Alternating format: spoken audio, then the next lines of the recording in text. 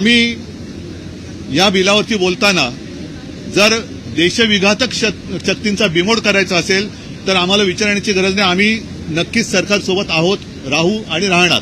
त्याच्याबद्दल दुमत असण्याचं कारण नाहीये.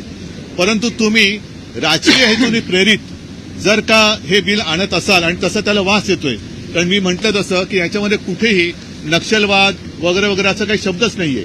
मात्र धोकादायक जो शब्द आहे तो मी तुम्हाला मुद्दामून वाचून दाखवतो. हे केवळ आम्हालाच नाही तर तुम्हाला सुद्धा लागू होत आहे आणि तमाम जनतेला ते कधीही लागू शकतात. त्याच्यामध्ये जे म्हटलेलं आहे, बेकायदेशीर कृत्य याचा अर्थ एखाद्या व्यक्तीने किंवा संघटनेने केलेले जे सार्वजनिक सुव्यवस्था, शांतता व प्रशांतता यास धोका किंवा संकट निर्माण करते असे, किंवा जे सार्वजनिक सुव्यवस्थेमध्ये हस्तक्षेप करते किंवा ज्याचा हस्तक्षेप करण्याकडे कल आहे असे, किंवा वगैरे वगैरे म्हटलेले. त्याच्यात कुठेही दहशतवाद, नक्षलवाद हा शब्द नाहीये.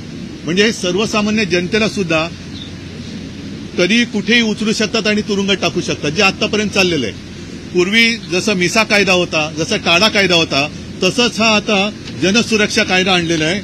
मला असं वाटतं याचं नाव जनसुरक्षेच्या ऐवजी भाजपा सुरक्षा कायदा केला पाहिजे, कारण भाजपच्या विरोधात जो बोलेल तो जणू काही देशद्रोही आहे असा त्यांचा तो समज आहे. म्हणून आम्ही त्यांना सांगितले की आम्ही याला जरूर समर्थन दिलं असतं किंवा देऊ, पण तुम्ही ते त्यातले शब्द जे आहेत त्याच्यात सुधारणा करा.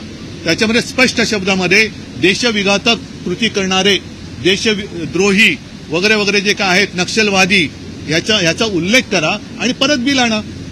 पण असं जर का मोघम बिल आणलं की ज्याला काय आकार उकार शेंडा बुडका काही नाही, की धर आणि उठसूट टाक आज जे आज चाललेलं आहे. पूर्वी जसं मी म्हटलं की मिसा कायदा होता, टाडा कायदा होता, टाडाचा पण दुरुपयोग केला गेला आणि मग एक तर तू आमच्या पक्षात आहे, नाही तर तुला टाडाखाली टाकतो, तसंच याचा दुरुपयोग होईल.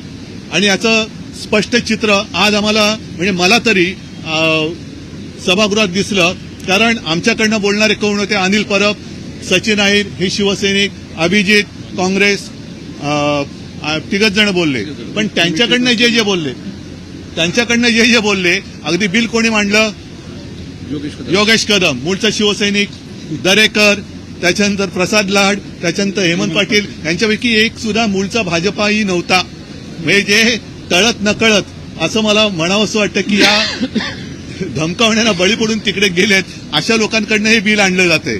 तर याचा राजकीय दुरुपयोग केला जातोय किंवा जाईल असा आमचा अगदी आक्षेप आहे, आमचा समज आहे. जरी या बिलाचं नाव त्यांनी जनसुरक्षा असं ठेवलं असलं तरी जनसुरक्षा नाही. कोणत्याही जनाला कधी पण केव्हाही कोणत्याही आरोपाखाली हे तुरुंगात टाकू शकतील असं हे भयानक बिल आहे.